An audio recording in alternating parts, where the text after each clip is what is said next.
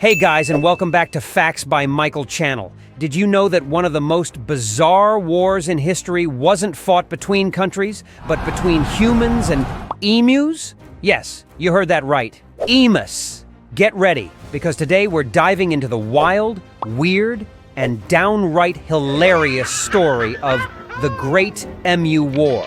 You're not gonna believe this one. Our story begins in Australia, 1932. The country was dealing with the aftermath of the Great Depression, and to make matters worse, the farmers in Western Australia were facing a new, feathered foe. After World War I, many veterans were given land to farm, but they didn't expect their fields to be invaded by a horde of 20,000 emus. These big, flightless birds weren't just passing through. They were munching on crops like there was no tomorrow. And these weren't your average birds. They could stand up to 6 feet tall and run at 30 miles per hour. Imagine thousands of these giant birds treating your farm like an all-you-can-eat buffet.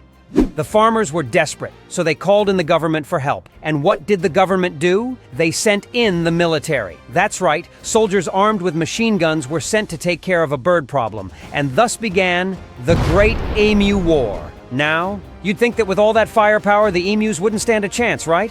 Oh, how wrong you'd be. The emus proved to be surprisingly tactical. They'd split up into smaller groups, making it hard for the soldiers to get a clear shot. And when the soldiers did manage to get close, the emus would scatter, running in zigzags to dodge the bullets. One account even mentions that after the soldiers set up an ambush near a dam where the emus were drinking, the birds simply outmaneuvered them and escaped unharmed. It was like a scene out of a slapstick comedy. After a week of this bird-brained warfare, the soldiers had fired about 2,500 rounds of ammunition. The result? Only a handful of emus were taken down, while the rest continued to wreak havoc on the farms. Eventually, the military had to admit defeat. Yes, folks, the emus won the war. The Australian government decided to call it quits and leave the birds be, much to the amusement of the press and the public. So, what's the moral of this story? Maybe it's that nature finds a way, or that you should never underestimate a determined emu. The Great Emu War has gone down in history as one of the most ridiculous and amusing military campaigns ever. And the best part? The emus are still out there, strutting around like the undefeated champions they are.